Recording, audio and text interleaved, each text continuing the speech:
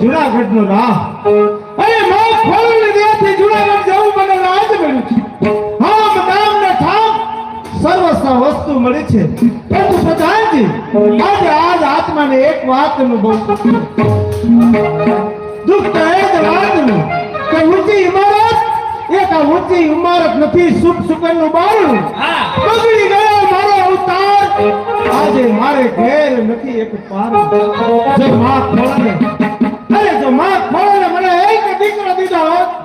તો આજે જુનાગઢની ગાદીનો વારસદાર બને તો માં ખોળને મને ત્યાં ખોટ રાખી છે તો એ જ વાતનું મને કેવું દુઃખ થાય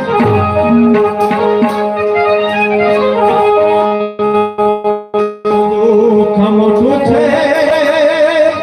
હે મન મારી કૃપા સિંધો હે દુઃખ મોટું છે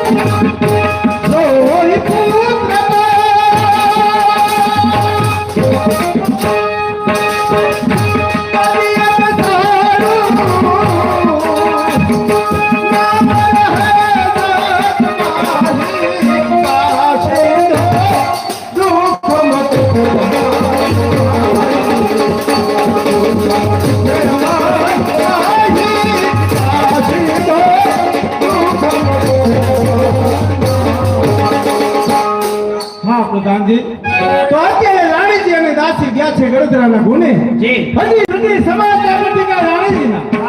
સમાચાર નથી દાસીના હવે તો ક્યારે સમાચાર આવે એની જ રાહ જો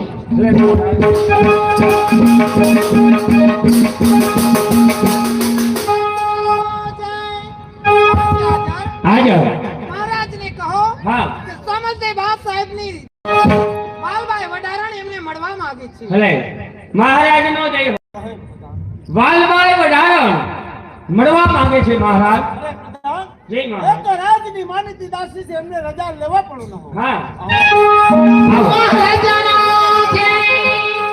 લાવી છે આજ રાજા એક તો બધાય સારી લાવી છે આજ રાજા એક તો બધાય સારી આપને પુત્રના જન્મ થયા હે પુત્રા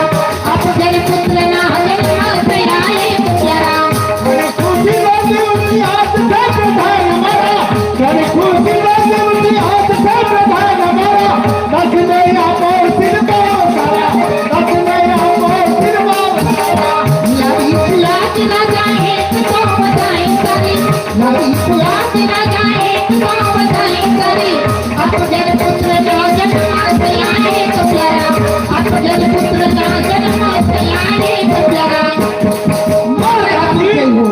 હા દાસી, તો તું અને તારા ભાઈ છે બને ગણતરીના ગુનેમાં ખોળાને ત્યાં ગયા હતા, ત્યાંના શું સમાચાર? મહારાજ મારા જાતિ આઈ ખોડિયાની કૃપાથી